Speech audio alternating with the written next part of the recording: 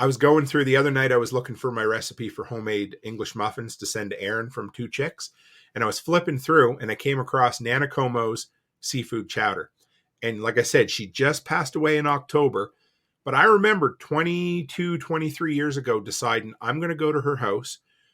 I'm going to buy the stuff and she's going to teach me how to make her seafood chowder. Now, if I never make it again, I have that memory. I have the recipe on paper and I know I can do it. So it's not lost for at least 2 more generations, right? So just do it if you think of it. And that's part of homesteading, is keeping the traditions alive and the recipes, right? Inside of the city, the people are crazy, out of their minds, they ain't got a clue. We gone away, headed west for Montana, left family and friends, all I got now is you. We both got new jobs, a house and a homestead, thinking this was the life, all that there'd be. After our firstborn, you had to stay home. That's when the work got in the way for me. Well, I started farm hop life. We'll come to your farm to help and to wander. Me and the family, a truck and an RV. Send us a message and there will be. Welcome. I am Matt of A Farm Hop Life, and tonight I'm interviewing Tim Toolman Cook, the Canadian-born American. How's it going, Tim? Very good, Matt. I was going to try to come up with something witty and smart ass to say, and well, none of the above came out. So I'm doing well. Thanks for having me, man. I'm looking forward to it. Yeah, me too. It's been a long time coming, I feel like. I'm also representing, so there you go. Oh, yeah, I never even know. Yeah, that's awesome. Right on. Yeah. So I have you on tonight for a lot of reasons. Sure. The biggest one was that you did a episode that was like time to retell my story again. And you went through, it was the only time that I've heard you talk as much as you have about your experience homesteading in such a short, like in condensed segment, but you went by it really quick. And I'm like, whoa. Like, I need to know all that. Like the 2 minutes, we need to stretch that out. Like, let's blow that up. Like, I want to know all about that. So, yeah, that's what I have you on for. Nice. Well, I'm good at filling space, so I can stretch a 2-minute story into 62 minutes. So, no, one thing I've realized about that tell your story again thing is no matter how you slice it, there's always new people coming to your content. And I learned this from, I don't know if you ever, he's a YouTube gun guy, Paul Harrell. I don't know if you know. No, he wears this yellow shooting jacket. He's a cool dude. He's been involved in 2, unfortunately, lethal uses of force as a civilian. So he knows the stuff. Anyway, so every time, now he's a big deal, of course, but every time he hits a new 100,000 benchmark, he retells his story because there's people that come new. So, but for me, it was like, I forget what, it was probably 5,000 or 6. I think it was. Yeah. Yeah. So, which is good because you forget, you really forget that, 12 months ago, I covered this topic. So I can't cover it again. Well, yeah, I can. Number one, I'm not the same person I was 12 months ago. And number two, my audience isn't the same audience. And the people who were here might have heard it, might not have, but I guarantee you they're different too. So I like to go back and so that, where do you want me to start with the story? Just kind of fill you in and get you there or what? Yeah, let's, so you guys, you were born in Nova Scotia, raised in Nova Scotia. Yes. Let's start there. All right. Yeah. So take me all the way to how you got to homesteading. Sure. So if anybody who, and I don't blame you if you don't, anybody who doesn't know where Nova Scotia is, it's on the East Coast. It's basically the Canadian version of Maine. Little less, I guess. Maybe New Brunswick's a little closer because they're attached, but anyway, it's that type of thing. So we're a coastal country, a coastal province that you can't go anywhere in the entire province and be more than 100 kilometers, which is like 65 miles from the coast.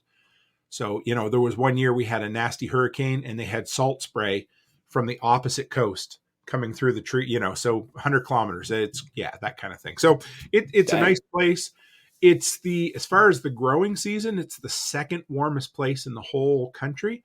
So the growing season now, especially over the last 15 years, is, if you're lucky, quite often you could start April 1st and go until November 1st now. So it's a good long season there. But I grew up in town. I was a town boy. I had a grandmother who was pretty handy. She grew up during the Depression, so she knew a lot. I heard a lot. My dad grew up on a farm, so I always loved to hear the farm stories. It was fun.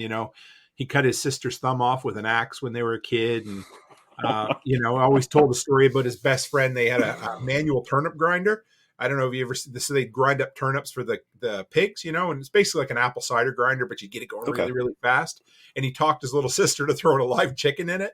So no way. Yeah, I love the farm stories. And so Dad was a hunter when I was younger, and he would take me deer hunting, which I loved because the weather was nice. And then he'd take me rabbit hunting, which I hated because the weather was cold. It'd be like February, and now I love the cold. But so basically, if nobody's ever been rabbit hunting, what that involves is you put on every layer of clothing you own. You take a dog called a rabbit hound out in the woods. You find the ricketiest old tree you can find. You climb up till you're on a limb that'll just barely support you. Then you wait for a dog to chase a rabbit, and you'll hear it coming in a big circle. And then you decide the best time to fire a 12-gauge shotgun is when everything's moving and you don't fall out of the tree. And then I get to go get the rabbit because I was the kid. So it was fun. I loved rabbit stew, except when you bite into the shot, the shotgun shot that was still in the rabbit. But so like pheasant. Yeah. And then Dad got busy and got out of hunting. But there was these little fingers or little tracks of kind of, outdoorsy, woodsy stuff that I loved. And as a kid, teenager, we were that kind of last generation that was always outdoors. We'd go for hikes in the woods. We'd find old abandoned cars and smash the windows out of them, and and ride our BMX bikes through mud puddles we shouldn't be in. So it was there. Then I went to college, and that was what it was. I came home from 4 years of university and got a high-paying job as a night manager at Dairy Queen. It wasn't high-paying, but anyway. And but the cool thing was I was there and I was learning. I enjoyed it, and I got a job offer to go work at a home hardware, which is like a True Value, kind of a smaller. There's like 1,000 of them in Canada, and all right. The reason I took the job, and I remember this, was kind of cool because I said, I know nothing about home maintenance. I should have, because my grandfather, when he died when I was like 5, he could fix anything. So it was in my DNA. I just didn't know. And so, you know what? I figured I just spent $40,000 in 4 years to get an education I'm not going to use. So why don't I go and get a free education in home maintenance at the hardware store? And it's funny how you don't realize it at the time, because I turned the job down once, but you don't realize how those one spot in your life that kind of, it comes to a point, and then everything after that point was because of that one decision you made. Right. So right. Anyway, soon after, I met love of my life, Becky, and it was kind of cool because her grandmother had bought a farm. I don't know, maybe 8-9 years ago. She passed away and they moved away, but they had moved to Nova Scotia on a whim, fell in love with the farm. So she had a love for animals. She wasn't too much into the slaughtering of animals, but she loved, they always had a hobby farm that just cost them money and didn't make them anything, basically glorified pets, which was cool. But we knew I got bit by the prepper bug. I don't even know if I knew to call myself that yet, but I was living in an apartment. Actually, I guess the first thing I did was I was broke as a joke, but I liked beer. So I wanted to learn how to make homebrew. So, and it was horrible, but I learned how to make it. And that was way back then. I had the idea to start a blog called The Apartment Brewer. I never did it, but that was kind of the very first step. And then after that, I decided I wanted to go and pick at the U-Pick strawberries. And I didn't know how to make jam, but I figured if I needed to survive the apocalypse, strawberry jam would be enough. And so I went and I talked to my grandmother. I said, "Can you teach me?" Oh, she was, oh man, actually just passed away in October at 100. So this would have been 20 years ago. She was 80 at the time. And I said, I know where there's jars. So I went down. So mom and dad's house was built in 3 pieces, new piece, old as balls. Can I say that? Anyway, old as balls. Yeah, that's piece. fine. And it's like a 4-foot ceiling and it's dirt. And the pieces are, that are holding it up are logs. Right. So anyway, mom had mason jars in there that hadn't seen the light of day since I was 4 years old. So I brought them out, cleaned the cobwebs out, took them home. And my grandmother taught me how to make strawberry jam. And then it went to bread and butter pickles, mustard pickles. And that was about the extent of where I was at when I met my wife. And then again, we were broke. I don't know how many times I can say it, but we were beyond. And we had 3 kids at the time. And so what do you do when you have no money and you want to get by? Well, you're like, well, you know what? It'd be good. Let's start homesteading so we can spend even more money and maybe make no, I'm just kidding. So we were really into the idea was we wanted to be self-sufficient. And so our first foray into it was chickens. So I didn't know anything about chickens, and I did what everybody does, and you order your chickens before you have anywhere to put them because you think this will be a great idea. And so we got, 20. And have you ever experienced chickens multiply? And I don't mean by having babies, but once you become known as the chicken person, people give you chickens. They're like, hey, I have 5 chickens that I don't want anymore. Here you go. And now you have. Thankfully, that's never happened to me. It happened to us like 10 times. And that's not an exaggeration. We went from, plus Becky'd always be online and, oh, look, this lady's giving away 10 chickens. So maybe it was more of an internal problem than an invite. Problem. Yeah. So we had nowhere to go. And so I built a chicken coop from scratch. One of the first things I ever built. Becky bought me a $30 hammer, which was way out of our budget at the time. And I still have it in my tool bag. So it's been, it's funny how you hold on to one of those like totems or whatever that takes you back. But I've used that to build a couple of chicken coops, sheds, everything. I resided my whole house with that. So that takes me back. And we started with chickens and we let them kind of free range. And so they would lay their eggs everywhere. Anywhere that you wouldn't think. And we were dealing with frozen weather. So you'd go get them sometimes. And if you didn't get them quick enough, they'd crack. And at the same time, and I should mention that we had a really big work truck. So that helped a lot. It was a Dodge Neon. And so we would go to town and get our groceries. And we'd have 3 kids in the back seat with a little dog named Manny. We'd fill up the trunk with groceries, and then we'd go to the feed store and get like 4 bags of feed and set them on the kid's lap and bring them home with us all at the same time. So were their legs asleep by the time you got home? Oh yeah, I think we had an extra kid we lost one time in a bag of feed. I'm not sure, but so it was fun. And then we thought we're not doing enough, so let's try goats. So we found this old lady way back in the woods in a place called, Weymouth was, so Digby where I lived was, like 1,500. Weymouth was like 300 and Easton or wherever was like -4. So that's where she lived. And we went way back in the woods and we had no way to bring these goats home. And we ended up buying a mom and her 2 babies so that we would have milk, which was cool. We actually considered putting them in the back seat of our Neon. Thank God we didn't. We paid her a little extra and she delivered them, but it was cool. I remember one of the first times we had the goats. I was at work and Becky called me and she's like, Precious is across the street in the graveyard.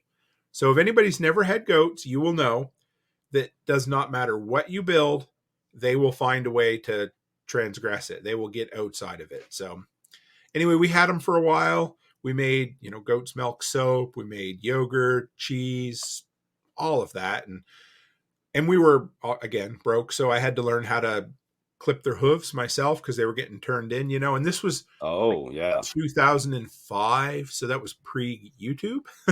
So you'd go on like a forum and be like, how do I do this? And I had, straight cutting, like tin snips, the yellow ones, aviation snips. You didn't. Like, are you serious? That'll work. Yeah. So I did. And it worked, except that I snipped one too low and she started gushing blood. No. And of course, we weren't prepared at all. I had no idea what to do. So Becky's on there, and we had, I think, dial-up internet, and she's trying to figure out the answer. It turned, cornstarch, for those who don't know, works wonders as a blood clot. So we put it on, and she was fine. And yeah, so we learned. I didn't kill her; she didn't bleed to death. And yeah. So then that was. Yeah, it was soap, and we tried like glassing eggs, putting them in like a lime, water solution. We did that. I think that was about the time I got a dehydrator, and I've been into everything at one time or another, right? And you made your own incubator or something like that? Yeah, I built. Yeah, that's right. I forgot about that. I twice built my own incubator from scratch, which was a lot of fun. For those, if you can picture it, I made a plywood box with a plexiglass door, wire mesh inside for the shelf. I stole an old fan off a computer for circulation. I used 100-watt incandescent light bulbs for the heat. And then I went to the junkyard and I got a thermostat off of an electric hot water heater.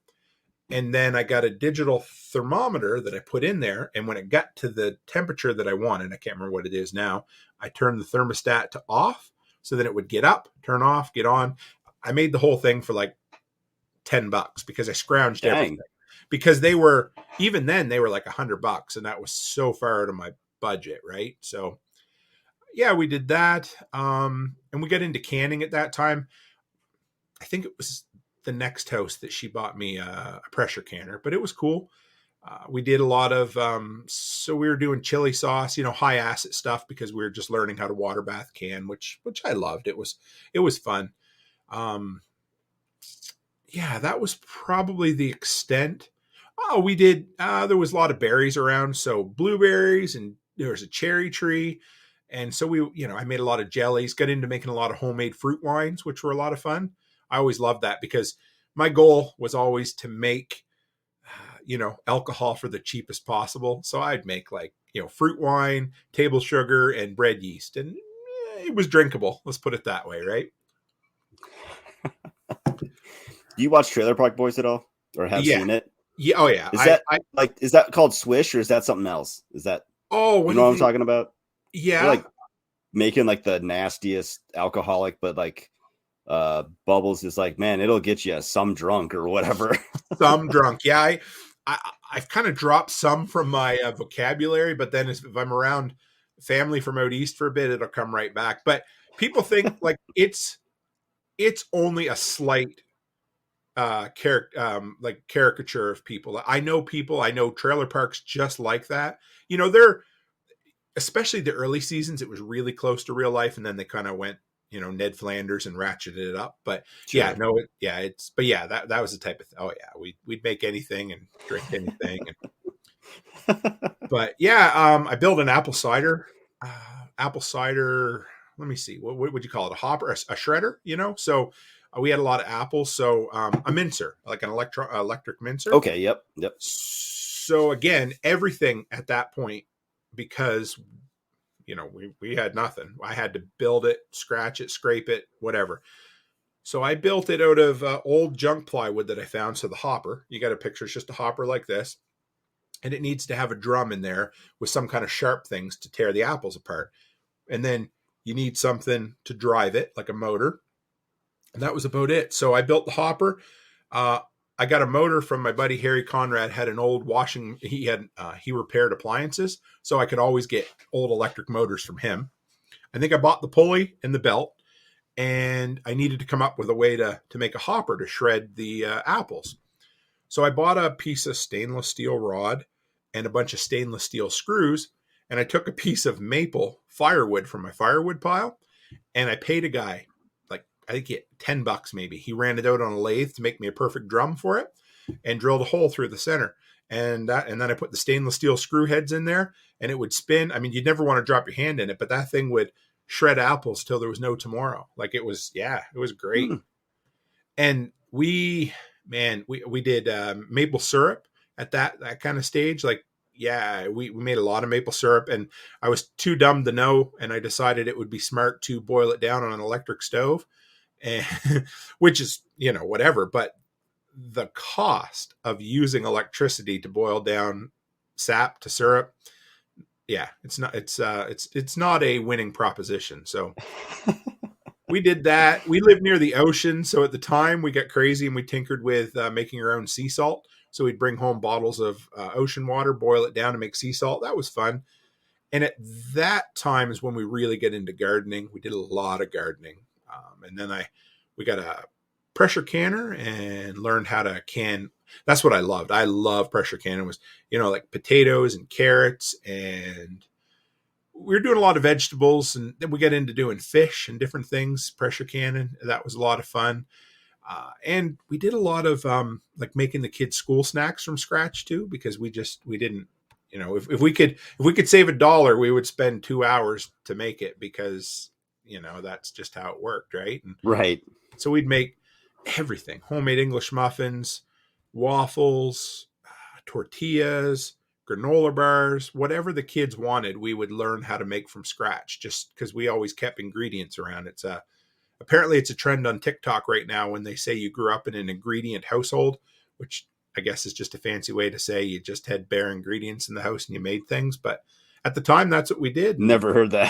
That's no, so it's weird. new. Yeah, I don't know. The Gen Zs, they have weird. That's such a weird flex. I know. An ingredient household. Oh, wow. I grew up in an ingredient household, but yeah, it was fun. We did a lot of. I remember one summer. So in Nova Scotia, you either get a beautiful summer, like a beautiful hot sunny summer, or you get rain.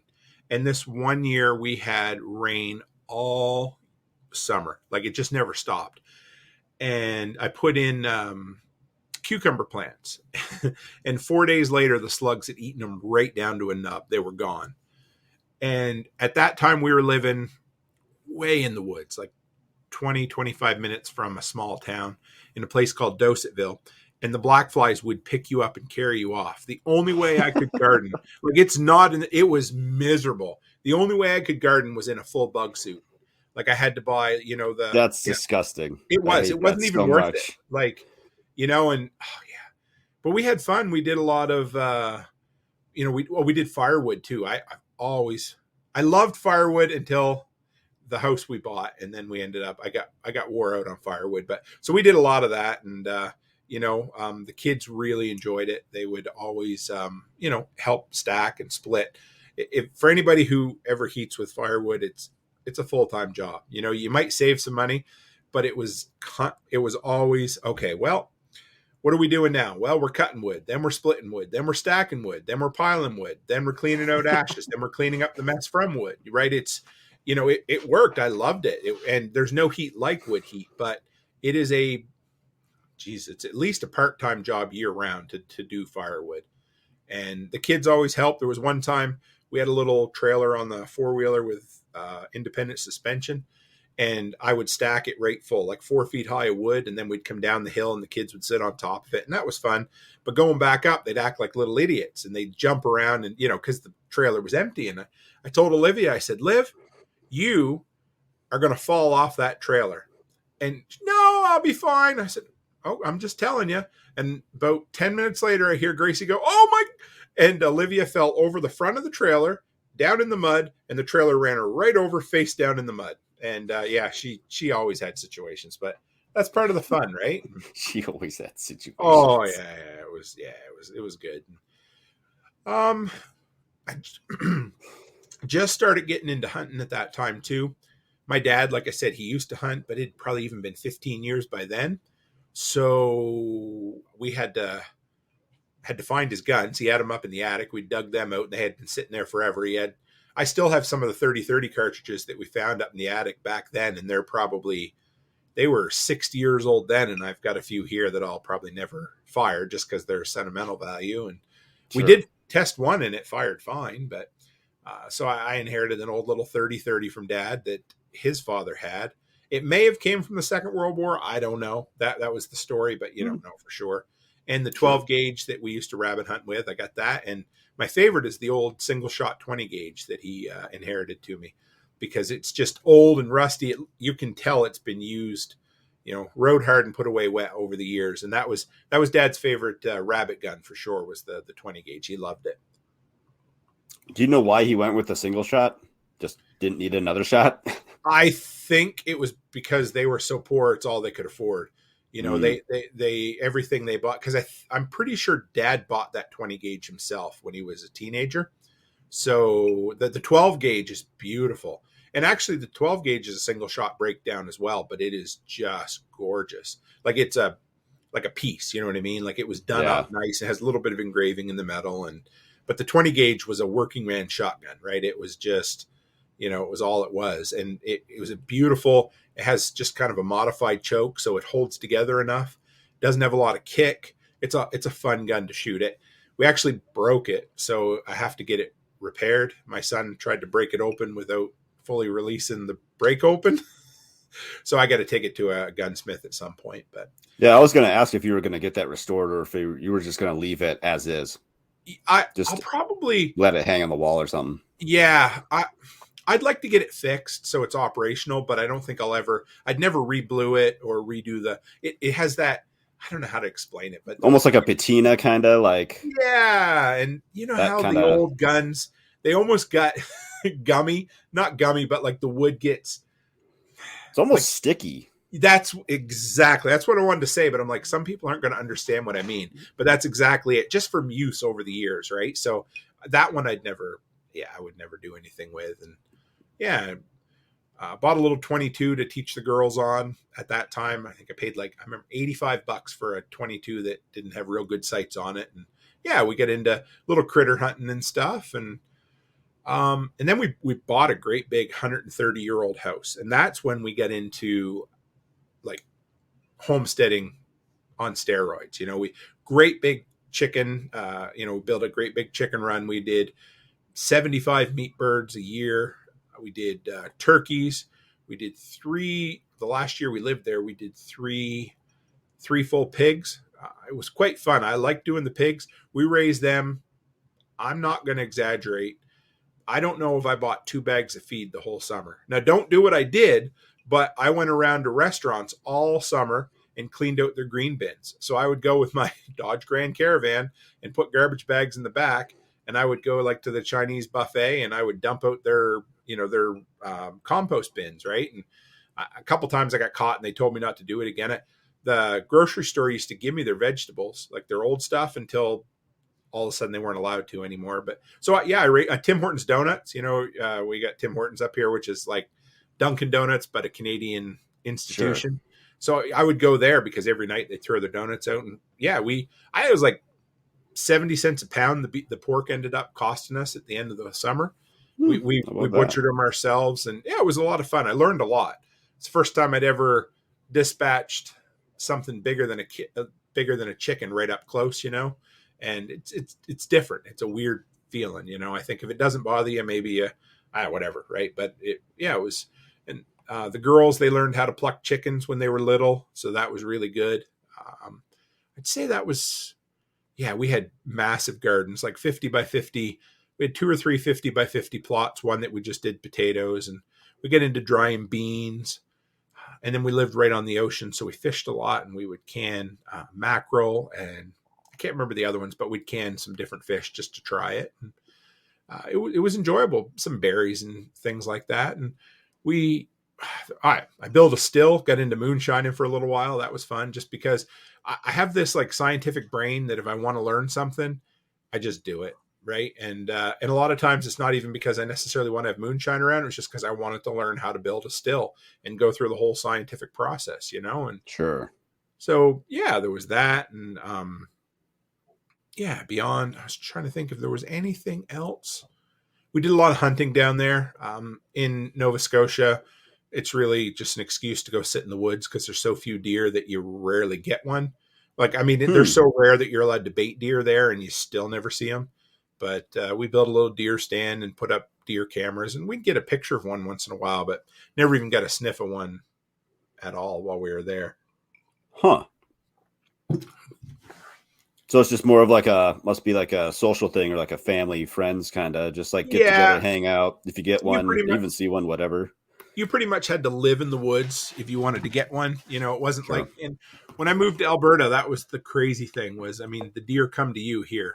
They're just, it's hard to explain until you come here to see it.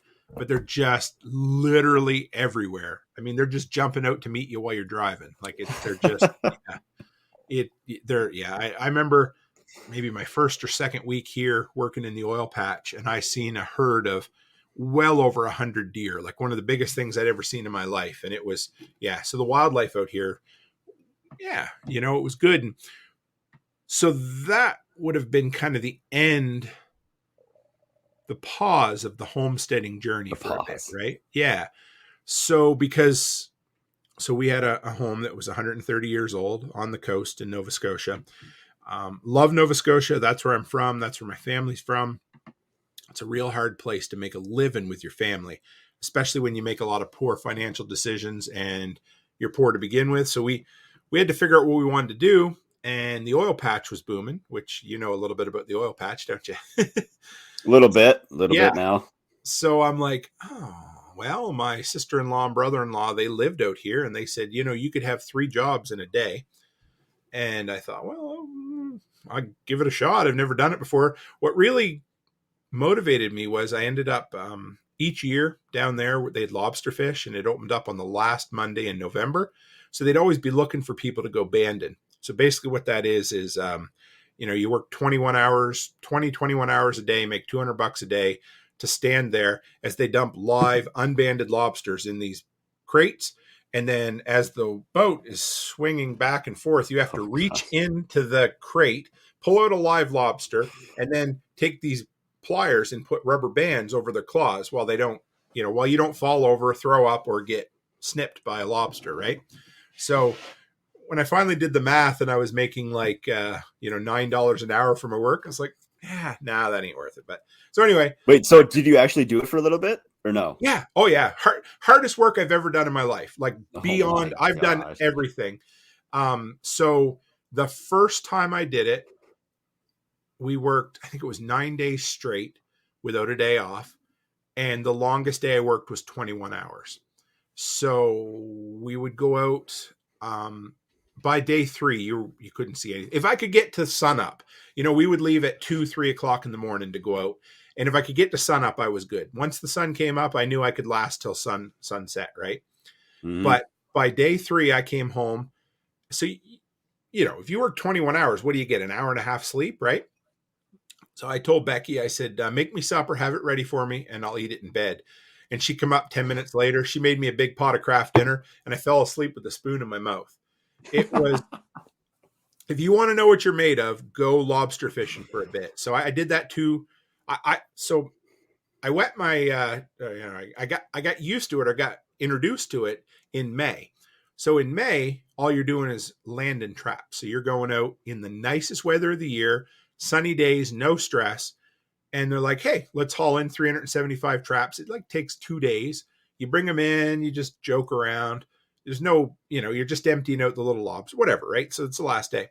So they're like, well, you did well with landing traps. Why don't you go and go banding? Well, fuck, that's a whole nother, that is the hardest thing, like bar none. I mean, I did harder physical work in the oil patch, but there was nothing more physically and psychologically draining than the first week of lobster season. It was unreal.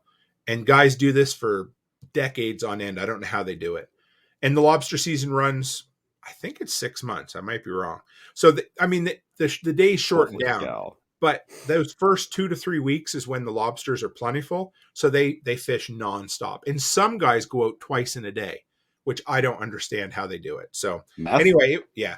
But that is what got me into going to the, I'm like, oh, if I can do this, I can do anything. So I hop on a plane with no money in my pocket, come out here, sleep on a fold-up cot in my in-laws' mobile home living room. They had a new baby and my mother-in-law was living there. So there was no room for anybody, but they were good enough. Got 2 jobs in the first day.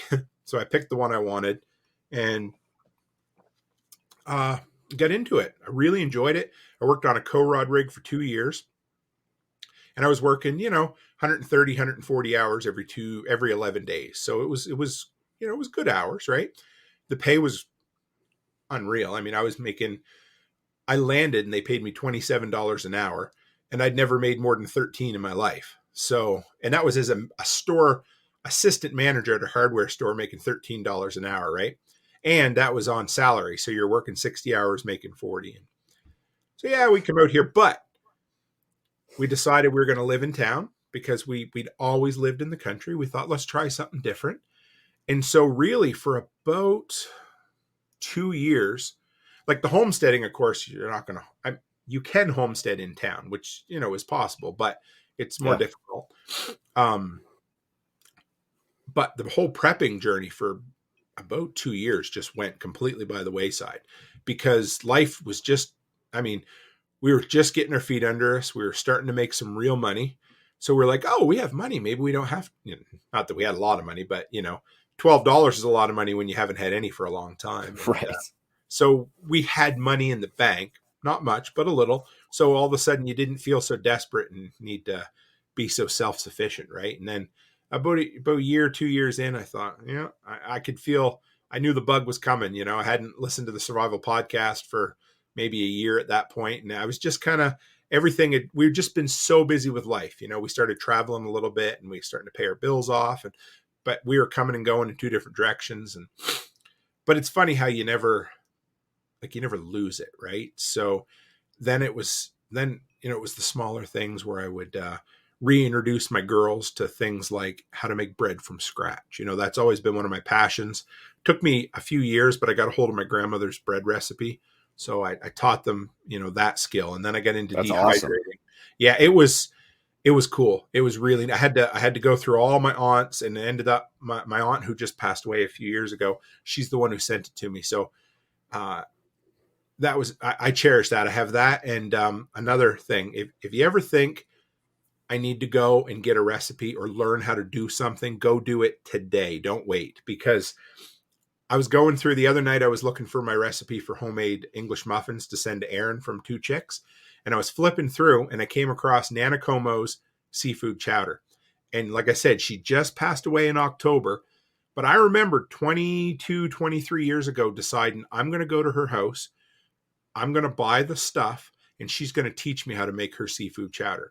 Now, if I never make it again, I have that memory. I have the recipe on paper and I know I can do it. So it's not lost for at least 2 more generations, right?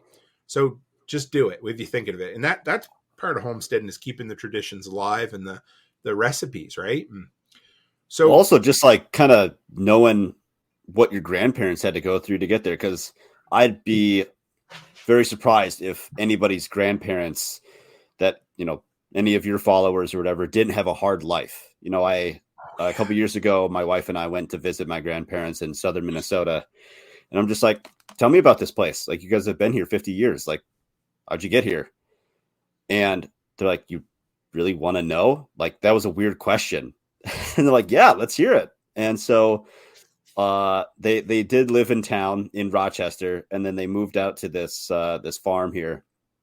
Like, it needed tons of work.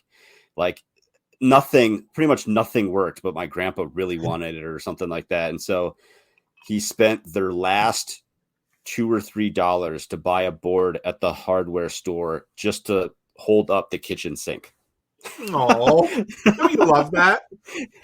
Like, that man lived a hard life. I mean, he's still kicking, but man, I talked to him the other day, and another job that he had, he was trimming trees, and he goes, that is the hardest work I've ever done. And I'm thinking, that says a lot coming from you, because he's just like, he's been farming his whole life, and so like that's just hard on by itself. And so for him to say that was a hard job, oh yeah, speaks volumes.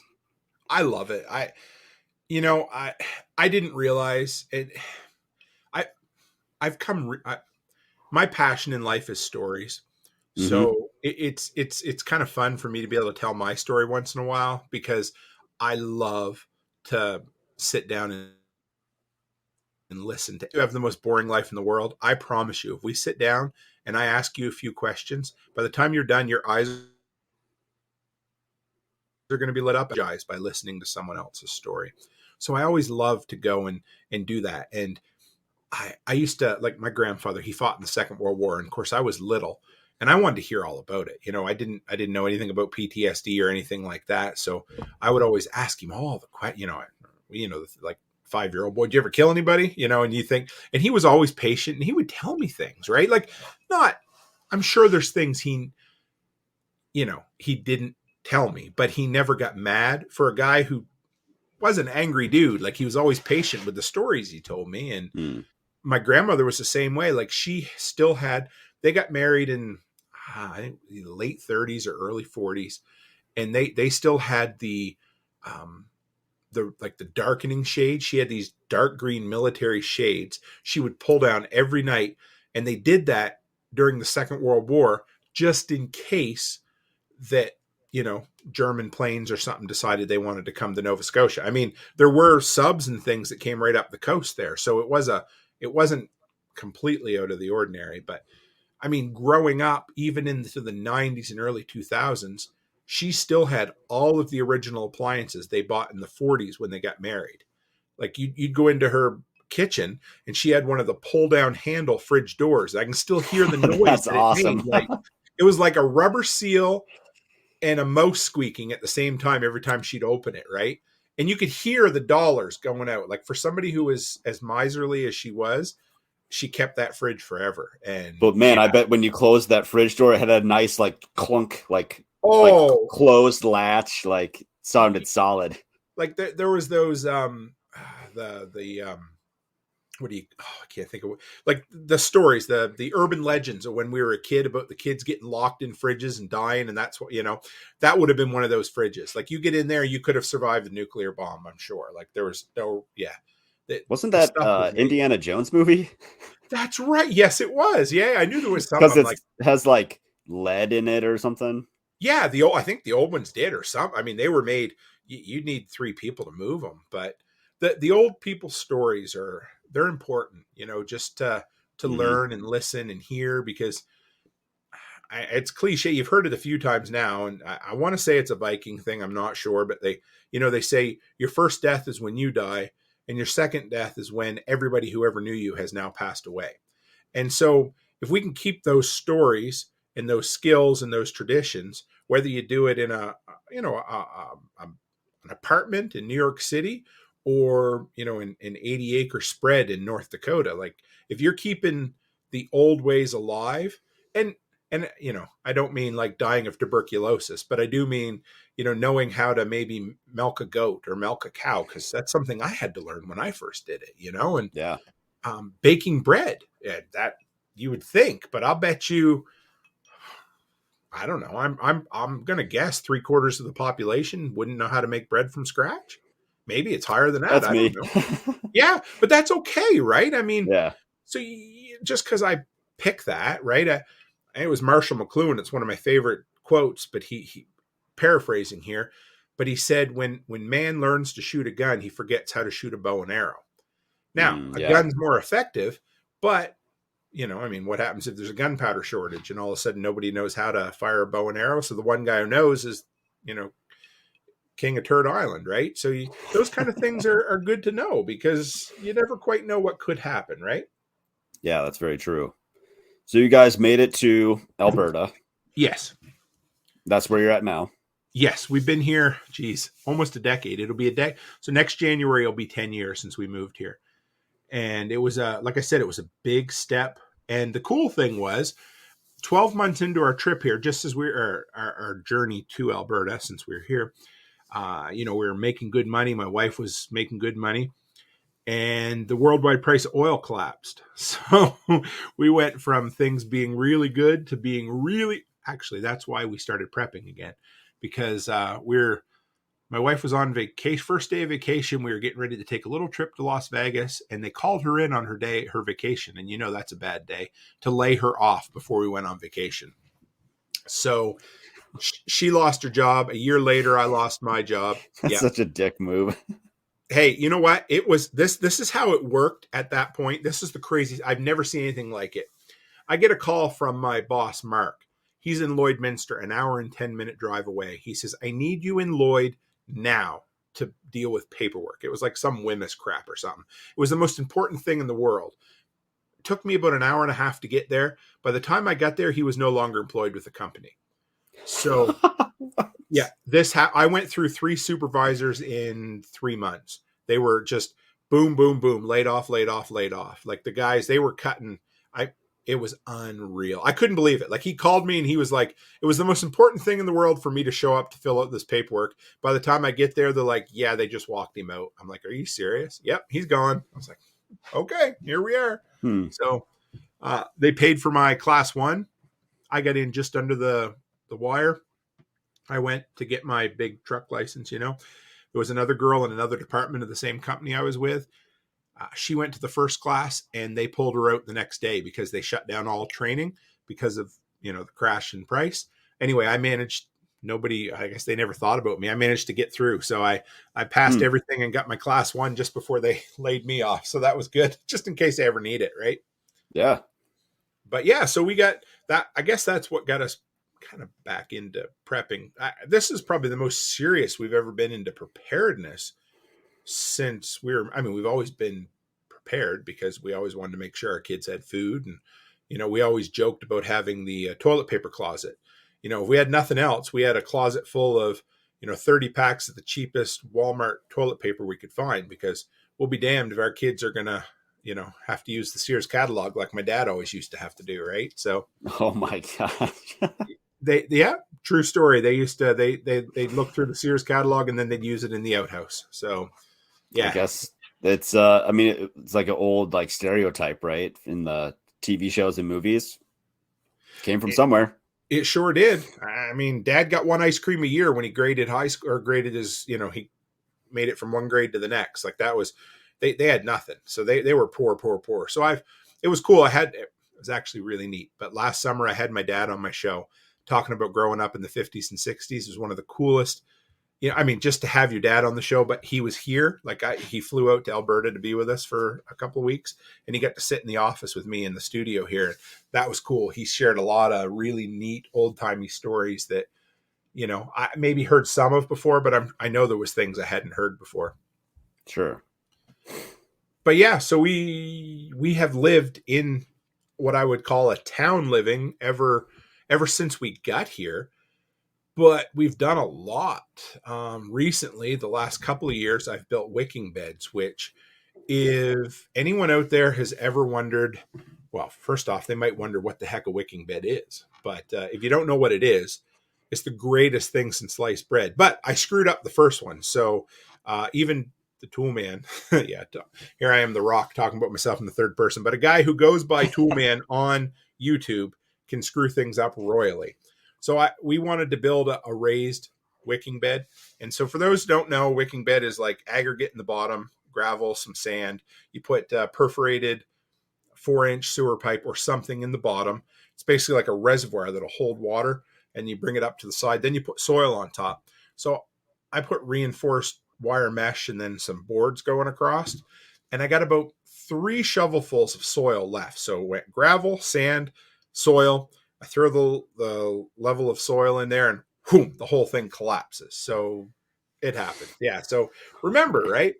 But anyway, the next year I built new ones on the ground. And yeah, if you live in a dry climate like we do, where literally the wind just pulls moisture out of the ground, wicking beds with a mulch cover are the best combination you will ever find.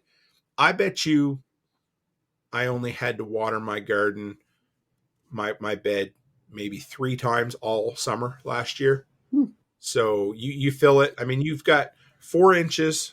Oh, and you line it with pond liner or whatever, but you got 4-inch perforated pipe that makes a full circle in the bottom of the 4x8 bed. And then it comes up, and then you fill it until the water overflows the top. And then the water wicks from the bottom up to the roots. So you lose nothing through evaporation. And then you put mulch on top, and it holds everything in, so the wind can't get in anything either. Supercharge your growing. Just awesome. Yeah, it was great. I'll have to keep that in mind. We just had a guy come out to the property probably like a month ago, and then he did like a follow-up on Sunday. And one of his ideas was like 1 for rain catchment, but also 2, like another way to grow was timber frame ponds. And I never thought of doing timber frame ponds here. I mean, obviously you're in Canada, you're more north than me, but I'm in Montana, so Sure. Well, like that's not that far. Yeah, it'll freeze Oh, yeah, I for guess it sure. will. And so I'm like, I never considered it, and so I'll have to keep that in mind. Yeah, I mean, 6 months. Well, I don't know, 4 or 5 months of the year. Um, you can get away with it here, and then the rest of the year, if you have, I'm not sure. In Nova Scotia, it was very common to have ponds that would freeze most of the way to the bottom. Now here we have more than a 10-foot frost line. So I was looking at putting a below ground rain catchment in here, and yeah, the top of the tank needs to be 10 feet below the ground. So it was crazy. So we got into feet.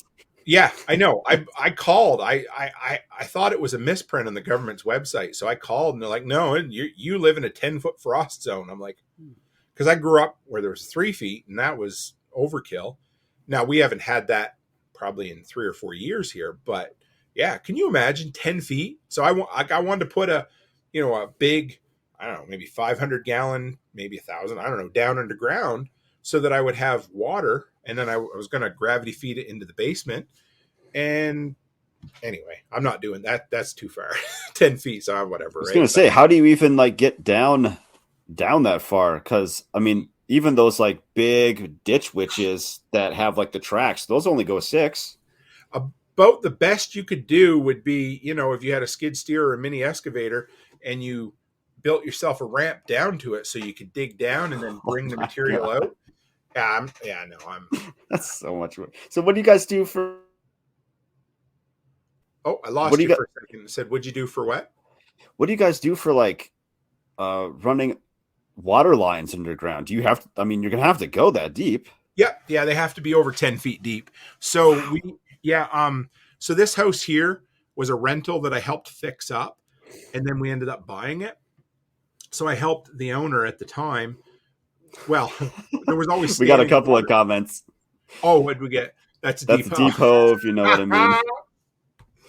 Yeah. And Chris Dixon said they need to adjust the numbers for that frost depth that hasn't been that deep in decades. Yeah, and he's not wrong about that. That's what I mean. We don't even have frost this year because we got snow on the ground. But yeah, it hasn't got there. But that is what we are in, a 10-foot frost zone, which is insane. But that's crazy. Yeah. So we had standing water out front, so we had to replace the sewer and the water line to this house. And he had a mini excavator that we had to dig the last little bit by hand. It couldn't reach the bottom of the hole. So that tells you how far down it was. It was just awful. Wow. That's crazy.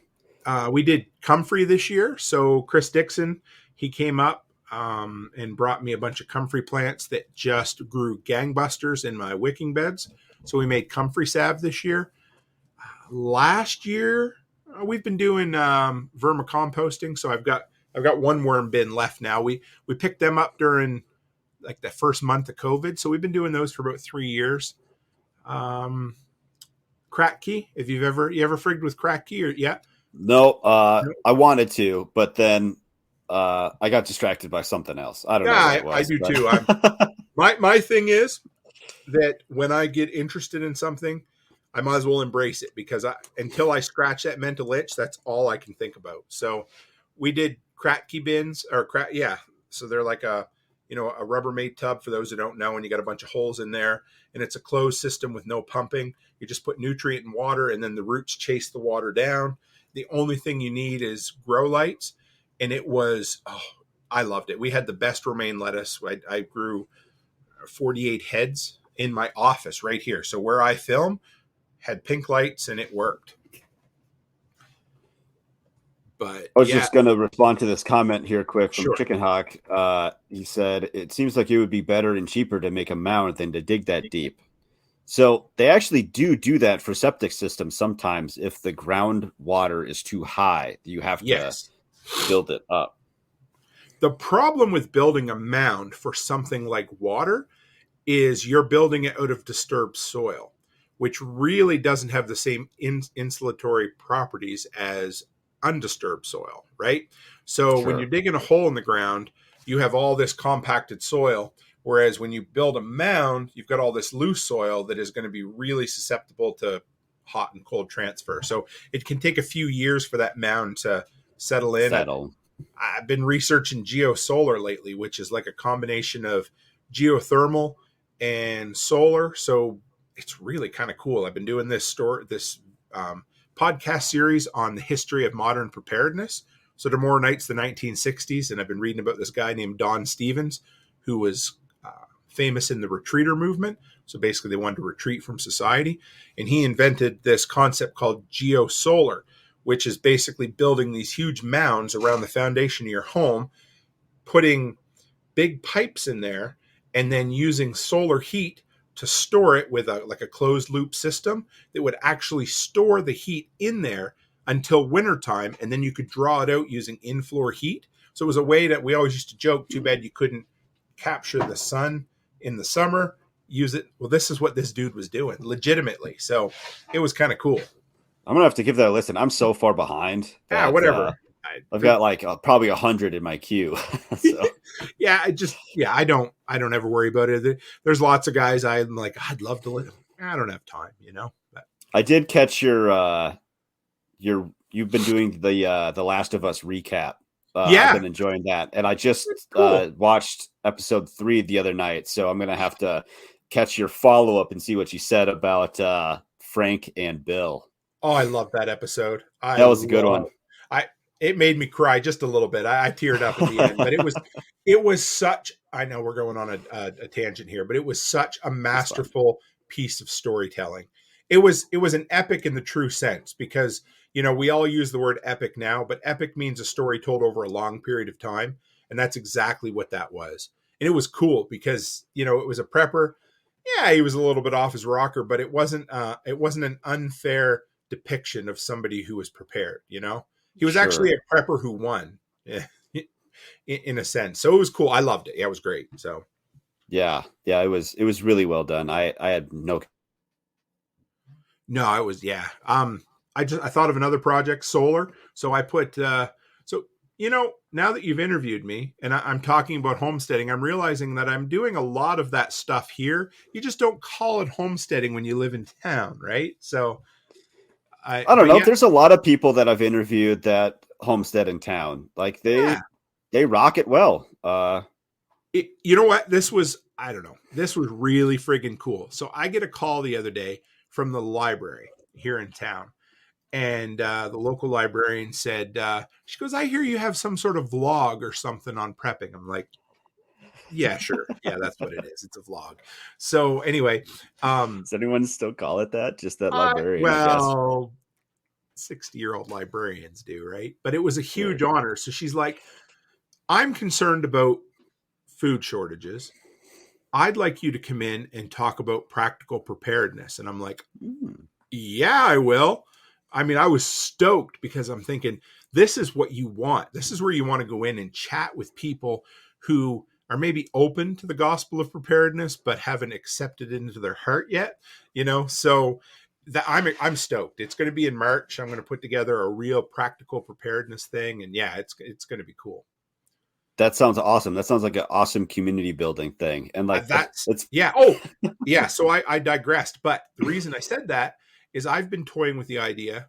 Chickens aren't legal in our town, or they're, officially outlawed through bylaws. I've been wanting to fight that for a while, and I know I could get it fought, but I haven't bothered. Anyway, the librarian said, would you be interested in helping me pass a bylaw for chickens? I'm like, yeah, I will. So I'm going to slap bees on there too, because a lot of the towns around here are like chickens and bees are okay now. So even if I don't get chickens, I want the freedom to be able to have chickens, and I want my neighbors to have the same freedom, right? So, there you go. So yeah, it's coming. We'll get it. I have no doubt. Solar. So I put in, put 2 100 watt because I wanted to learn, right? I put 2 100 watt solar panels on my storage container.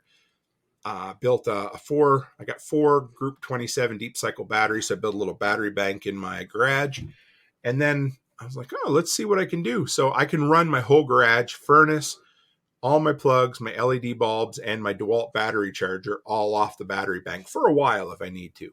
But all summer, 100% of my DeWalt batteries were charged from solar. So that was pretty cool. And some people might think that's not a lot, but when you run everything lawn care off a DeWalt platform, we did pretty darn good with that.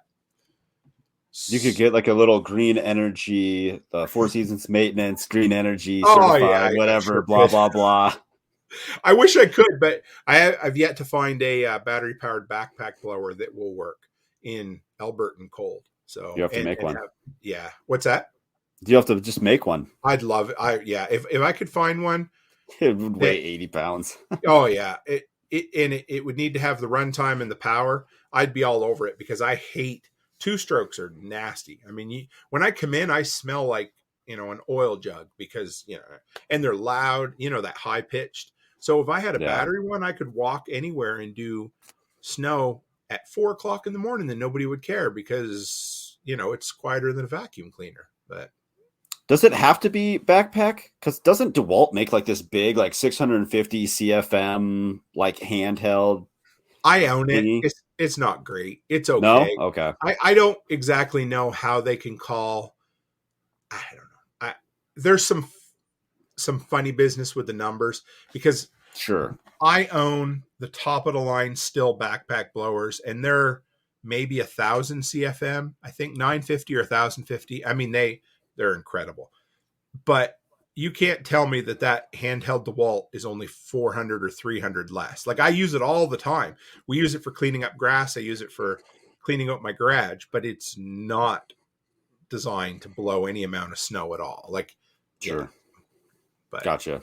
Right on. My latest passion is styrocrete. So I had Brian Norton on my show the other day, Scrambling from, he informed me of this thing he's been testing, which is, so if anybody knows how you make concrete, you go and buy Portland cement, which is just the cement powder. And then you add aggregate to it, whether it's sand or gravel, and then water. Well, what styrocrete is, and you can incorporate aircrete too, which is a whole nother thing, but you don't have to. You're basically replacing some or all of the aggregate, your sand or your gravel, with chopped up styrofoam. So styrofoam, when you break it up, it turns back into those little balls of styrofoam. You're using that as the aggregate. So you put that in the concrete, then you add water, and you can make bricks or you can make walls with a little bit of reinforcing. There's a cool YouTube channel on it. So I've started collecting styrofoam. That's my next. So that's what you were talking about in the Telegram chat. I popped in for just a second and I'm like, what? Why would anyone want to make a big mess like that? And I know people are like saying make beanbag chairs out of it and let the kids roll around on them. And you're like, hey, that's not a bad idea. So I need to figure out a way to turn it back into those styro balls, but it's surprisingly, if you make bricks out of it, it has, I don't want to say the same, but pretty darn close to the same structural strength as concrete with maybe 1/10 the weight. So my plan is to learn it, do a podcast about it, do some videos about it, and then make a generator enclosure because I also need to build one of those. So I'm going to build one out of styrocrete if it works. So it's a pretty cool off the grid, technology or skill set that you could learn. Yeah, you're gonna have to film it like those videos of like those kids in like India or whatever, like making clay bricks, like where they just have like thousands of them, like all in front of them. Oh yes, I'll be happy if I can get 4 to start with, But yeah, you should film it in a way where it looks like you did a ton of work and there's only like 4 sitting in front of you. Yeah, get right down on the ground and make it. Oh yeah, that would be awesome. Be like, oh, I'm so beaten. It took me like 4 minutes, So bypassing most of my questions, sure. Which is totally fine. No, this has been tons of fun. Let's see. So for you, I'm still trying to get a little bit into like your mindset, right? Sure. Good luck.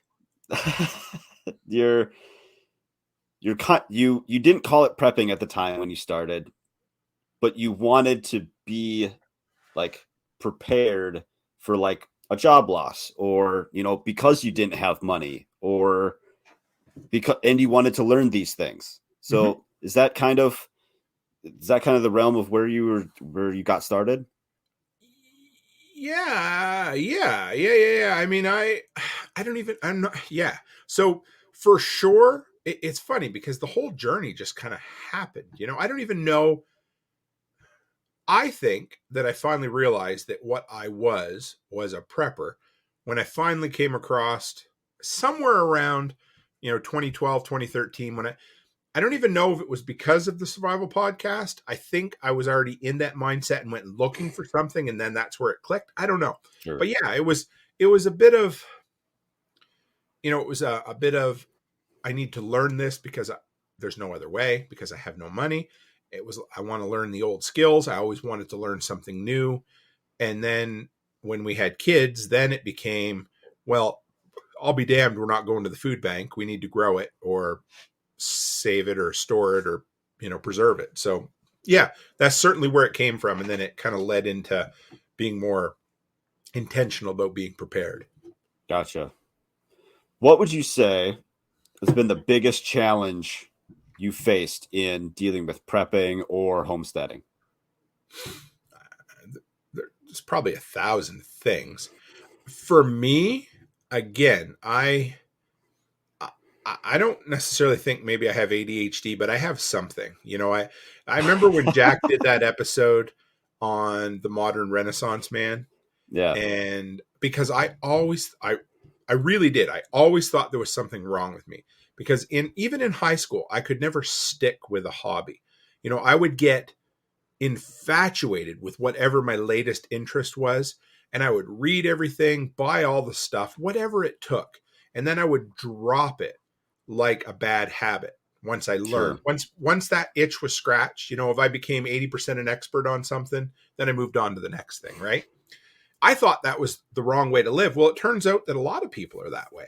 And so embracing that helped a lot. Learning how to curb that a little bit by maybe not spending on certain interests immediately, letting them fester or coming up with ways to do it. But for me, it is the wanting to do it all, but needing to focus or bring that to a point, right? Because that really, and that might sound cliche, and I don't want it to, but that is really my biggest struggle, even to this day, is Sure. I always feel, well, I mean, I use an agenda every single day, and I put what I need to do. I have a theme for the day, whether it's property management, whether it's right now the daycare renovations or content creation. Those are my 3 days. That's all I have, and then days off. And everything needs to fit into that. Because if I don't put it on paper, I never feel like I've done enough. I could work from sun up to sunset, and I still think I should have done more. So for sure, that has always been my personal psychological internal struggle is you're always thinking, I can do more, but no, you need to learn how to focus that. And I've gotten better at it for sure. I've heard you talk about that a little bit. And I've heard Brian from the Lost Project talk about that. And I was like, man, I thought something was wrong with me too. But here are all these other people that, just, like to dabble into this. And they kind of like, now I'm bored of that. I'm going to go over here and do this. And so I definitely have that bad. It's cool. But it's it is kind of cool. We've all, without knowing we were all like that, we were all attracted to one another. We've all become part of this larger, anarcho community that is just like, entrepreneurial minded. And we're all like, oh, look, a squirrel. Every one of us are that way. And I don't know why that is, but it's the craziest thing because you'll have people that you've known and connected with online for a lot of years, but maybe never talked about that one issue. And then you start chatting about it. You're like, yeah, that's how I am. So for some reason, there's this underlying energy or attraction to one another that we might not even know that we do that. But when you realize that that's cool and it's totally okay and there's nothing wrong with you, and if somebody's out there listening thinking, holy crap, I didn't know that. Well, it's true because I remember I was in this house the day I heard that concept because I had just started my business. I was doing renovations. I was laying floor in the living room up there. And that's the day Jack did that episode on the modern Renaissance man. And the whole idea of it's okay to be interested in something and then move on to something else. And it completely freed me. It didn't happen overnight, but it sure helped. So how does that freedom tie into entrepreneurship then? Well, that's a whole nother thing. I mean, I personally, I have my, because I make lists and I create content and, I like to teach. So I have what I call the pillars of modern preparedness. They're all written down. Don't ask me to recite them all right now, but my top one is definitely one of them is entrepreneurship, because it gives you the freedom, the freedom to make your schedule, the freedom to make or not make certain choices that you may or may not want to make. It gives you the freedom of income, so all of those are into that. Now, that whole mindset of being interested in one thing or another can be tricky in entrepreneurship, because what happens is if you get really good in making money at something and then all of a sudden you're not interested in it anymore, no matter how hard you try, it can be a real challenge to stay motivated in that. Sure. So I've had to curb that quite a bit. Now, some of the ways to mitigate that, or to do what I did and become a serial entrepreneur where you're always doing something new. Now, I still, from day one, I've done snow removal. And for some reason, I love going out at 5:30, 6 o'clock in the morning, and it's so satisfying. I've always enjoyed it. I love going out, but there's a lot of things that I used to do that I don't do anymore. Partly because I lost interest, partly more so because I could make more money doing less by picking other jobs, right? But yeah, so in entrepreneurship, if you're that type of person, either learn new skills. That's really important. So, try new things, but also stretching yourself. Even so, if you become a handyman and that's what's making money, putting, food on your kids' tables, then what you can do is, like what I say, the 10% rule, always take a job on that's 10% more than you've done before, so that you're always stretching yourself and learning something new. Because for me, if I can't go to something completely new, if I can learn a new skill or physically make myself a little uncomfortable, that helps a lot for sure. Gotcha. One thing that you said that you've done, man, that really just blew my mind, is when you do aeration for lawns, is that you rent the one piece of equipment for like a couple $100 and do everybody's lawn all on the same day and bring in like whatever it was, like $1,000+, like, just in a single day. And I was like, that is like, just be able to stack that. It was pretty genius, I thought. The first summer I did it, I might have done 2 lawns, right? And they're like, it works great now, but there were times when I would rent the thing for, it used to be like 85. I think it's like 110 now. Who knows why, but anyway. So, there were times I rented it for more than the job cost me to do, or that I made, but it was for a customer, or I wanted to be able to offer that service. I don't recommend doing that. But then, I think at the busiest summer I had, I believe I booked 13 jobs in one day. So at $100 a pop. So you do the math, it's $1,300 for an $85 rental. So I'm doing that more with a skid steer now.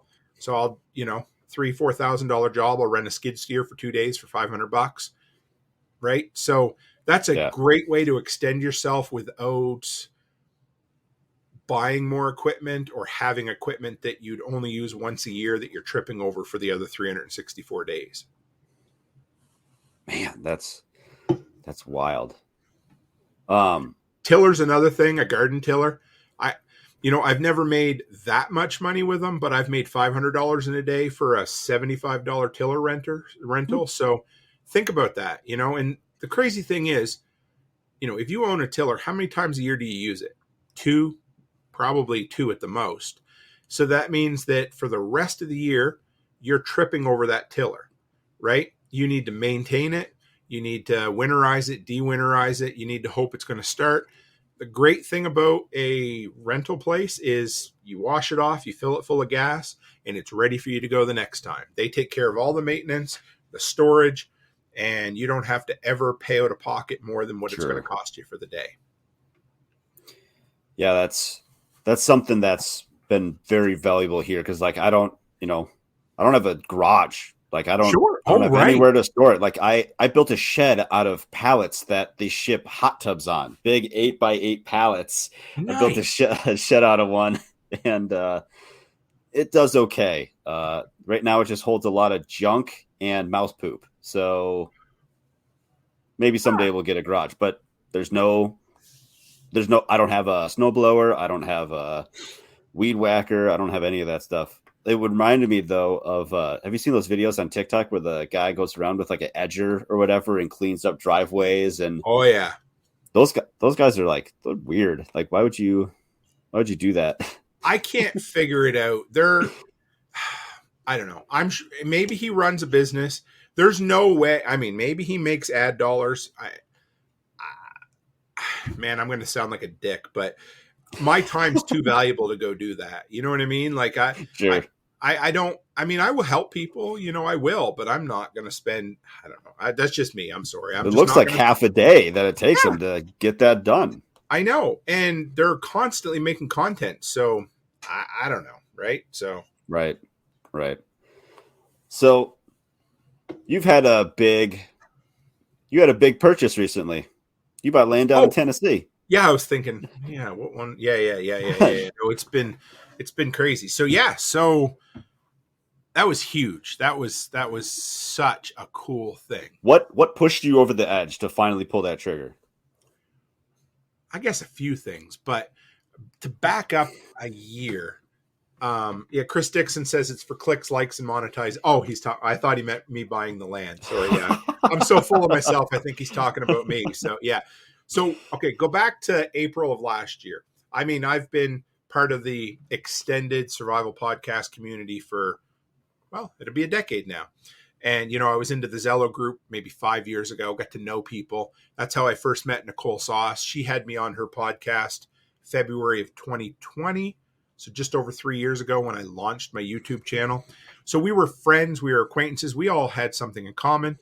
So if you're ever thinking, do I need to meet my imaginary internet friends in real life? The answer is yes, all day long, unless they're a weirdo. But so you got to take a chance, right? So we went to Yep. her event last year.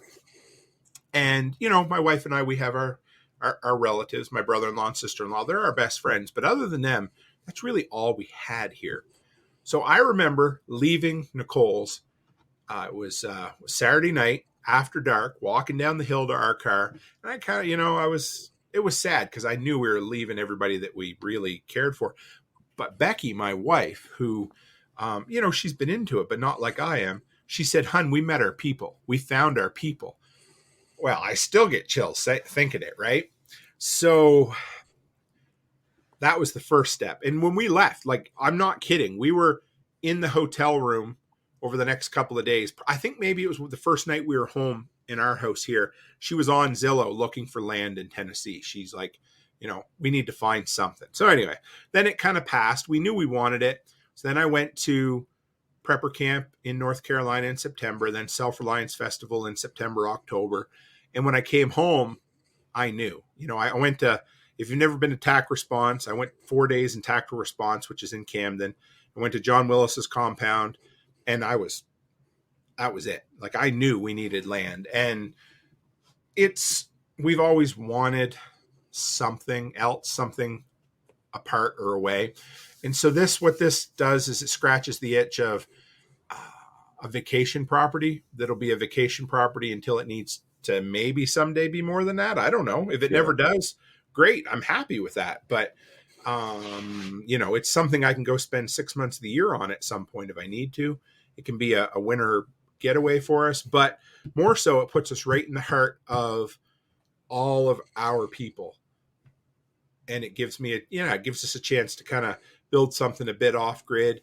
And so I think coming back from Self-Reliance Festival and Prepper Camp is definitely what put me over the edge. Spending that, it's the longest I ever spent stateside at one time. It's like 18 or 19 days, which, you know, whatever, it was what it was. But, and I was away from my family. So I was by myself. First time I've ever gone that long other than to come out here, but, you know, to go down and speak at events. And man, there is something about Tennessee that the place just drips of freedom. Now I know every place has its own misgivings or whatever. But Sure. there's something special about Tennessee. I love every minute I'm there. I feel like I'm a bit home.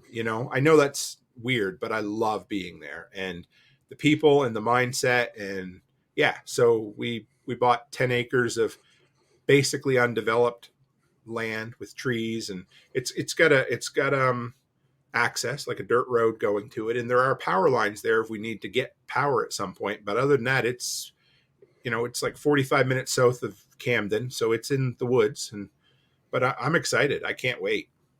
No house, no septic, no well, Nothing. So nothing. Nice. yeah, I'm going down in April. I'm speaking at Living Free in Tennessee Spring Workshop again. We're going to meet Brian from the Lots Project and Carrie Brown from Strong Roots Resources. We're going to go walk the property, and we're going to get a plan for what we're going to do. And then my insane wife is like, well, honey, why don't you go down there for 6 or 7 weeks? Okay. So I'm going in right after Labor Day, and I'm going to be there from Labor Day till at least the middle of October, maybe closer to the end. So, 6 to 8 weeks I'll be down there. I'm going to be speaking at 3 events. And then in between that, I'm going to be working my little tail off, building like a 2-bedroom, 3-season house property. And we'll see where we go from there.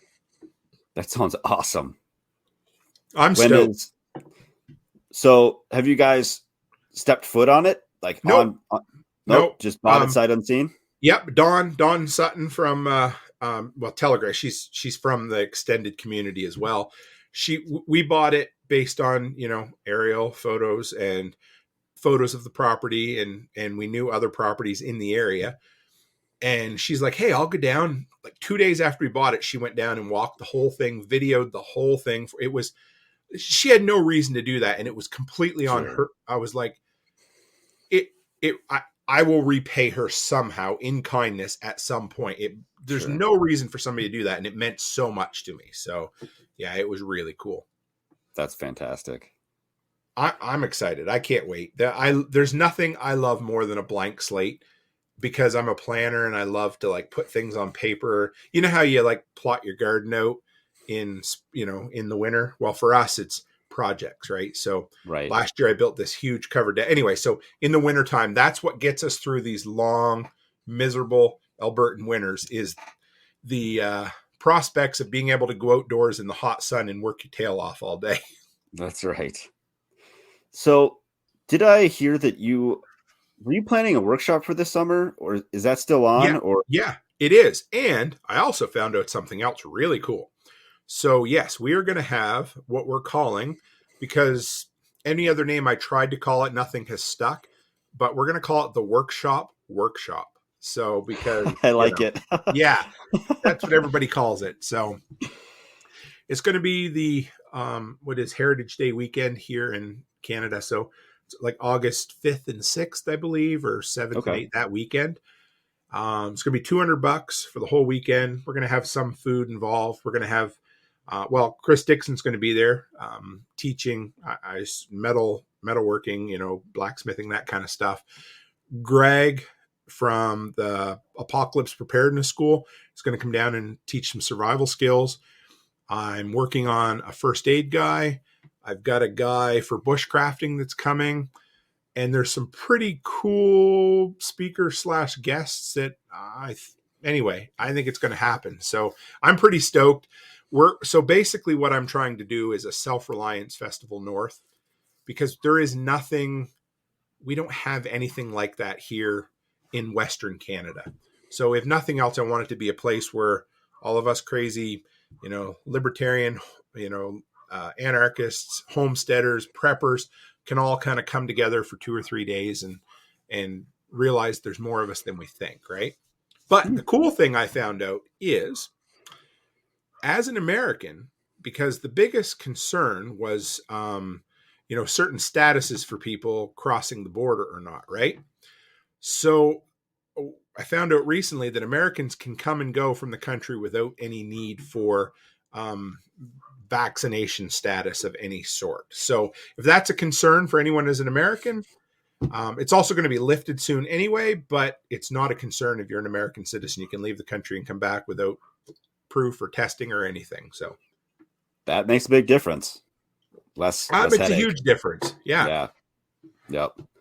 Nice. Have you gotten like a rough head count as to like who do you Not, like how I many haven't people even you put, think is going to show up? I don't know, somewhere between 2 and 100, I guess. But no, tickets are going to go on sale March 1st. So Okay. we'll see. I'm a big believer in putting the cart before the horse.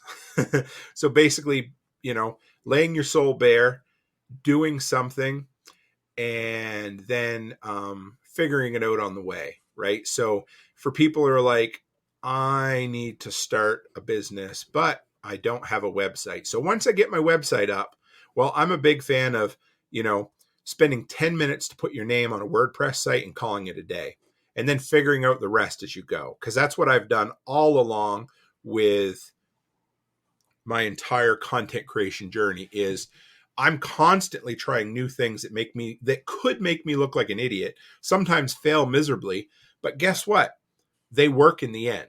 So Sure. even if only 3 people show up to this event the first time, not that they will, but even if they did, that's a success in my mind because I managed to put an event together, and next year it'll be even bigger because, if I get 4 people next year, it'll be even better. But no, for people need to do that stuff because we so often get completely blinded or lost in the fear of I'm not good enough, so don't do it.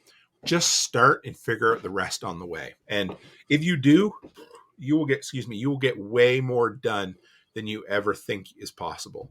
Way bigger things done, but you just got to step out and start. And so that's how I've lived at least the last 3 to 4 years, and it's completely freed a lot of things we do.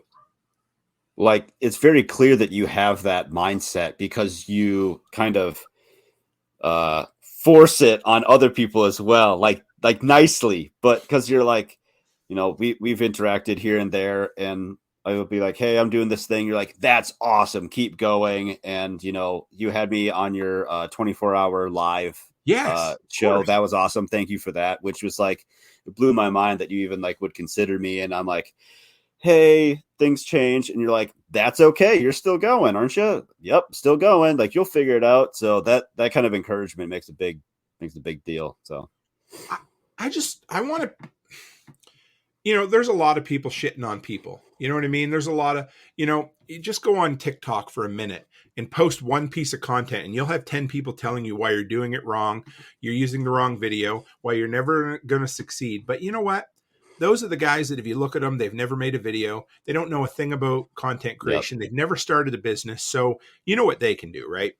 So don't worry about them. But you know what?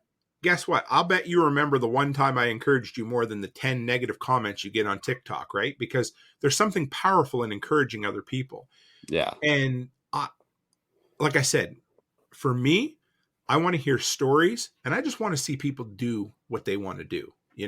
I'm living my life now. Like it is the craziest thing that I can get up in the morning and do whatever I want to do because I have built everything.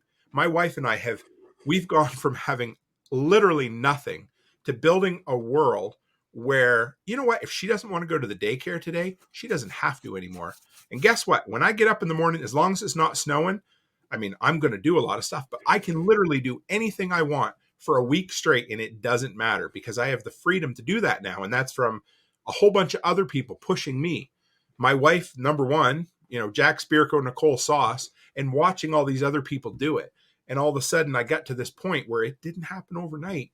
It was a lot of long days and a lot of hard work, but so I want other people to have that because and without sounding negative, there's a huge mindset of, I won't even bother. Why would I bother? The whole world's against me or the system's against me or, I can't start content creation because YouTube's been around for 20 years and everything that's been done has been already. Well, no, guess what?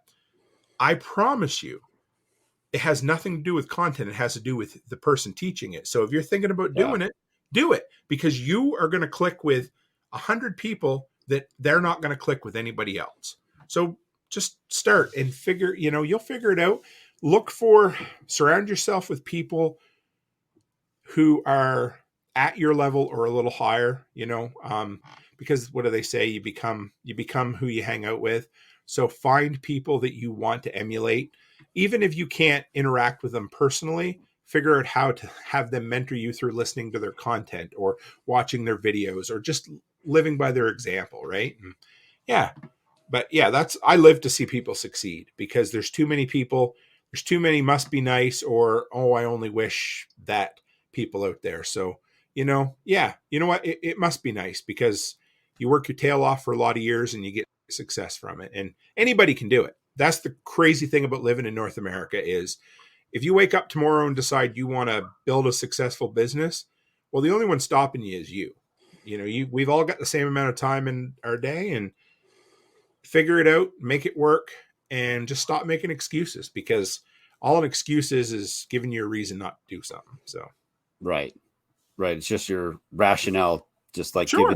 giving you an out, kind of like, yeah, and it could work the other way too. Like, I know I shouldn't do something, but I could rationalize it into talking myself to do it, kind of thing. Oh yeah, I do it too. Absolutely. Yeah. My dad there, I always remember Mr. Den Hollander. He was the first pastor I remember as a kid growing up. And I don't know why I remember this, but he always used to tell my dad that people always make enough time for the things that are important to them. So for me, I can never get this to show up here, but well, there it is. My Blue Jays tattoo, right? So I love the Jays, but you know what? Watching baseball is like a 3 to 4 hour a night commitment. So I just give up watching them and turned it into my business and my content. And, that's like saying if you give up your latte, you can have an RSP that you can retire off of. Well, I get it, but you have to find it somewhere, right? So, yeah, if baseball was important to me, I watched baseball. Now, finding freedom and independence in my life was important. So I turned it into content creation, a business, and now my wife's business. So, yeah, you find time for what you want. And if you want to find success and more, maybe not even success, but personal fulfillment, you can just quit making excuses. And I still do it, so I'm not perfect. My wife slaps me all the time and says, yeah, Tim, you can do that, even though I say I can't. And then she's like, yeah, just do it, hon, you can do it. I don't know why you're talking yourself out of it. Might as well, you could be half done by now. I know. I literally sided an entire house by myself without a single piece of help. And I wasn't going to do it because I didn't think I could. And then I did it. And I was like, honestly, I know I brag about that all the time. That is like one of the greatest accomplishments of my life for some stupid reason. And it gave me That's hard. That is hard. Yeah. 12-foot pieces of vinyl siding in the middle of summer and to figure out how to get them up without kinking them. Yeah. Anyway, it was if I could do that, you can do it. Pass. Yeah.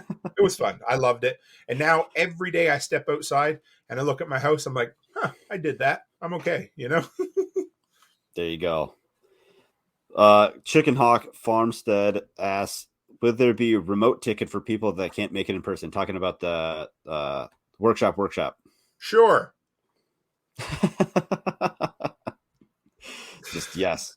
Yeah. We'll figure it out. Yeah. If people want to give you money, don't ever say no, right? Like you'll figure it out. If people ask me when I sold the silver or the patches, like, well, I still sell the patches, but do you take crypto? Well, yeah, I didn't. I wasn't sure how I was going to do it, but yeah. No, you make it work, right? You figure it a way, and yeah. Just figure it out as you go. Well, Tim, was there anything else that you wanted to cover that we didn't already talk about? Oh, I think we could be here all night. I know. That's what I'm saying. Like sometimes I need to rein myself in because I have such. No, I've loved this. This has been awesome. This was a lot of fun for me too because this is it was a slightly different side of my story that I didn't know. I don't always get to tell, or I don't always revisit as often as maybe I should because it's pretty cool to. You might think about. I always remember about coming from Alberta, but you don't go back and think about all the little steps that. Built you along your kind of self-reliance and homesteading journey. It's fun. I enjoyed it. Made you who you are. Yeah. That's the cool thing. I'm talking to somebody the other day and, it was RZ. He was on my show the other night and he said, absolutely everything that has happened to you or me up till this moment has brought me to the exact point where you and I are talking right now. So no matter what you did in your life, every decision you made has brought me to this point. There's nothing else you can do about it. Now, that's not fatal determinism or anything. It just means that everything you've done in your life has made you into the person you are and brought you along the journey that the two of us are here talking about, encouraging one another to do great things. So, yeah. Love it. You got your website here. I got your pluggables here. toolmantim.co. Yep, that's it. You're on YouTube, TikTok, Instagram, and you're on Fountain FM podcast player, along with all the others. But yes, and the easiest or the best way, I think, is Telegram. We have our Telegram group. I love it. I wasn't even going to start a Telegram group, and then I seen Amy Dingman, how great her group was, and then we had the Fireside Freedom for a while. And if you're like, I don't need another social platform, I'm telling you, Telegram is where it's different. It is different. It is a legit community. That's the difference, because you go in, I know that every morning Robin's going to be in there and post, what she's doing today, what time of day it is, the weather, and I know that if somebody comes in and says, I don't know what to do with this business thing. Clark is a 22-year-old kid he's got 2 kids. He's married. He lives in Saskatchewan, and he is an entrepreneur at 22. Like, how cool is that? That's so you've got all these doers in here at all different stages of their life where they encourage one another. And we're like, hey, I need help with this. So let's post it. We might not have 1,000 messages a day, but the content, if it's not funny memes, it's going to be encouraging stuff. So yeah, if all other social media is just brain drain, you probably enjoy Telegram for actual involvement and just engagement. If I had to give up all social media and only keep one, it would be Telegram, hands down. I love it. It's the best way to keep in contact, real contact with people, I think. You get you get conversations there that you don't get on the bigger social medias, because people are like, I don't want to post this. No, exactly. And keep this private. It might not be completely encrypted like, say, Signal is, but the user experience on Telegram is 1,000 times better than Signal. So I really like it. Yes, and agreed. The Patch of the Month Club, that's my baby right now. I love it. I don't have any here to show you, but I needed a way. People were like, we need to support you, Tim. How do we support you? And so I started doing Velcro patches, morale patches, little 2x3 patches. So every single month I have one. This month was shoot, shovel, and shut up. That's what it said on it, little green patch. And so they're usually a little politically incorrect, but they're humorous. And they usually have to do with prepping or something. I got a real good one this month is going to be good, but I got a really cool one coming up in 2 months. But it's $10 a year, $10 a month, or $100 a year at patchofthemonth.co.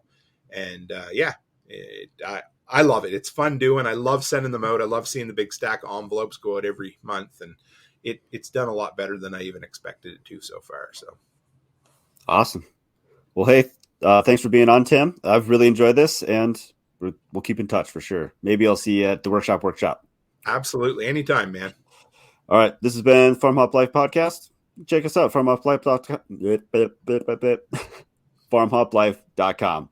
See ya. Inside of the city, the people are crazy. Out of their minds, they ain't got a clue. We gone away, headed west for Montana. Left family and friends, all I got now is you. We both got new jobs, a house and a homestead, thinking this was the life, all that there'd be. After our firstborn, you had to stay home. That's when the work got in the way for me. Well, I started Farm Hop Life. We'll come to your farm to help and to wander. Me and the family, a truck and an RV. Send us a message and there will